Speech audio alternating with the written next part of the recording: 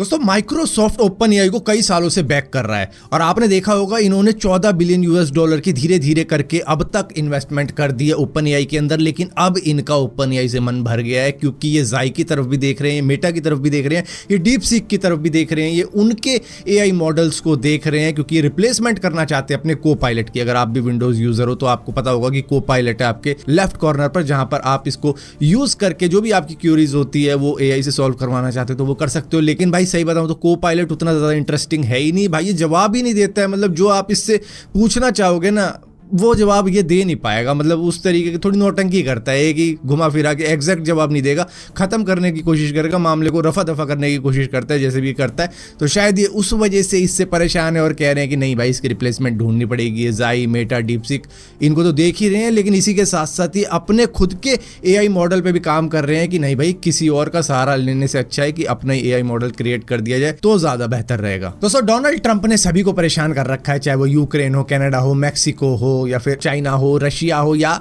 India हो। भाई India तक को हुल दे रखी है कि भाई तुम 100% टैरिफ लगाते हो हमारी कार्स पे, जिसकी वजह से हमारी कार तुम्हारे देश में बिक नहीं पाती है, तो हम भी तुम पे टैरिफ लगाएंगे उतना ही जो कि रेसिप्रोकल टैरिफ होगा। मतलब जितना तुम लगाते हो उतना हम लगाएंगे। लेकिन भाई इंडिया की तो कारें बिकती ही नहीं यूएस के अंदर, तो मतलब वो बात अलग है। लेकिन हाँ वो है खफा इंडिया से कि भैया इंडिया तो टैरिफ लगाता है, तो ये कह रहे हैं कि भाई 0% का टैरिफ लगा दो तो हमें दिक्कत नहीं है तुमसे। लेकिन इंडिया कैसे 0% का टैरिफ लगा देगा? तो भैया फिलहाल के लिए इनको पता है ट्रंप को कि भैया मेरी प्रेसिडेंसी का लास्ट टर्म है, अब इसके बाद कुछ ही हो जाए, मैं तो बस जो मन में आ रहा है वो करूंगा। तो अब क्या है कि ये सिर्फ यूएस का फायदा देख रहे हैं, भैया जहां यूएस का फायदा होगा मैं वहीं पे हेल्प करने वाला हूं। जैसे यूक्रेन की हेल्प कर रहे थे कि भैया अब कह रहे हैं कि भैया हमें 500 बिलियन यूएस डॉलर का नेचुरल रिसोर्सेज चाहिए तुम्हारी कंट्री से, जो चाहे तुम कैसे भी दो, हमें बस उसी से मतलब है। इसराइल को कह रहे हैं कि हमने तुम्हारी इतनी हेल्प करी है, अब हमें गाजा का पार्ट चाहिए, तो हम गाजा हमारा हो जाएगा एक तरीके से। WHO कह रहे हो भैया हम तुमसे बाहर हैं, हम तुमको कोई भी पैसा नहीं देंगे, ये गरीब मुल्कों को हमें क्यों पैसे देने की जरूरत है, भैया सभी को बराबर देना चाहिए, लेकिन हम सबसे ज़्यादा दे रहे हैं। तो मतलब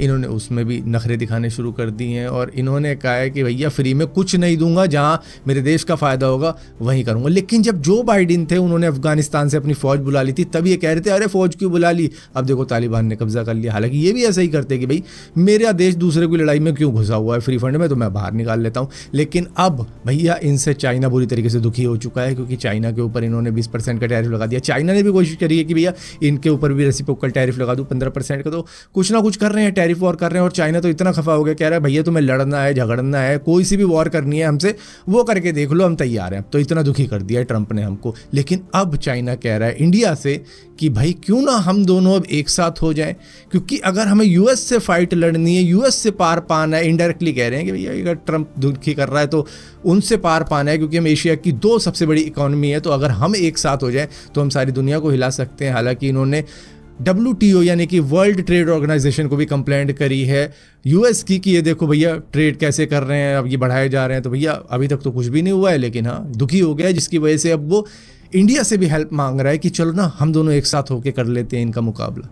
हालांकि चाइना हमेशा पीठ में छुरा भोंकता है, ये हमें सभी को पता है। दोस्तों आपको मालूम होगा कि साउथ की एक एक्ट्रेस है रानिया राव, जो कि 14 किलो सोने के साथ में पकड़ी गई है कि ये सोने की स्मगलिंग कर रही थी, दुबई से लेके आ रही थी। बहुत सारे लोग होते हैं जो दुबई चले जाते हैं सोना खरीदने के लिए, आईफोन खरीदने के लिए, लेकिन हाँ वो डिक्लेयर कर देते तो बच जाते हैं। तो इन्होंने डिक्लेयर नहीं किया और इन्होंने अपनी बॉडी के ऊपर करीबन 14 किलो सोना रैप कर रखा था, बांध रखा था, शायद इनके कॉस्ट्यूम में भी था। तो इस तरीके से ये दुबई से सोना ला रही थी और यहाँ पर पकड़ा कैसे गया? अभी अथॉरिटी को शक हुआ कि भाई 15 दिनों में ये 4 बार दुबई से आना जाना कर चुकी है और ऐसा क्यों कर रही हैं? जिसके बाद में जब इनका चेक हुआ तो पता लगा कि भैया कस्टम चेक के अंदर ये हमेशा वैसे ही निकल जाती थी, क्योंकि भैया साउथ की एक्ट्रेस है तो जान पहचान होगी, कनेक्शन होगी, तो उन चीज़ों का यूज़ करके ये किसी तरीके से बाईपास कर रही थी सिक्योरिटी चेक्स को, जिसकी वजह से ये कई टाइम से ये सोना लेके आ रही थी। तो फिलहाल के लिए इन्वेस्टिगेशन चल रही है कि कितना सोना ये ला चुकी है, कितने सोने की स्मगलिंग कर चुकी है, वो बात अलग है। लेकिन आप कितना सोना ला सकते हो अगर आप दुबई घूमने के लिए जाते हो, ऐसे ही चले जाते हो भाई, 3-4 दिन की ट्रिप पे चले जाते हो, मैच देखने चले जाते हो, तो भाई देखो अगर आप लीगली ला रहे हो सोना तो 1 किलो तक सोना ला सकते हो। लेकिन हाँ आपको डिक्लेयर करना पड़ेगा कि मेरे पास में 1 किलो सोना है, तो कस्टम ड्यूटी पे करो वहाँ पे 6% की, पहले 15% पे करनी पड़ती थी, तो अब आप 6% में पे करके निकल सकते हो, कोई भी आपको रोकेगा नहीं। तो 1 किलो तक लाना अलाउड है। लेकिन अगर जो ड्यूटी फ्री होता है, कई सारे लोग कहते हैं ना कि भैया मुझे कुछ पे ही नहीं करना, कस्टम ड्यूटी पे नहीं करनी, तो भैया आदमियों के लिए 20 ग्राम, औरतों के लिए 40 ग्राम और बच्चों के लिए वही है भाई, जो भी जेंडर है उसी तरीके का 20 ग्राम 40 ग्राम वो सोना लेके आ सकते हैं पहन के। तो मतलब उसके ऊपर कस्टम ड्यूटी कोई भी देनी नहीं पड़ेगी। तो मतलब कि एक फैमिली करीबन अगर 2 बेटियां हैं तो भैया 40-40 ग्राम उनका हो गया, एक मदर का हो गया 40 ग्राम, तो करीबन यहाँ पर 120 ग्राम हो गया, और उसके बाद में फादर का 20 ग्राम हो गया, अगर एक लड़का है तो भैया उसका भी 20 ग्राम हो गया। तो मतलब इस तरीके से 20 40 कर कुरा के 160 ग्राम तक आ सकता है एक फैमिली का सोना, जिसके ऊपर कस्टम ड्यूटी तो एटलीस्ट नहीं देनी पड़ेगी।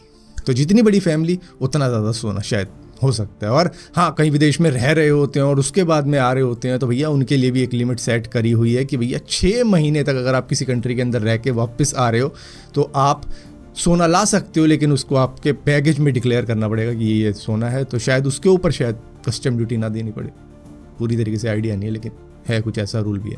दोस्तों, गोवा के अंदर अब एक नया रूल आ चुका है कि सिर्फ ई चालान ही वहां पर होगा। किसी भी टाइप का व्हीकल हो जिसने भी ट्रैफिक ऑफेंस किया है उसका चालान कैश में तो बिल्कुल ही नहीं होगा, सिर्फ ई चालान होगा। मतलब कि भाई उसे डिजिटली पे करना पड़ेगा वो चालान। तो यहाँ पर पुलिस को डायरेक्ट पैसे नहीं देने पड़ेंगे। फिर दिमाग में ख्याल आया कि अरे इससे रिश्वत कैसे रुकेगी, मतलब रिश्वत तो फिर भी दी जा सकती है।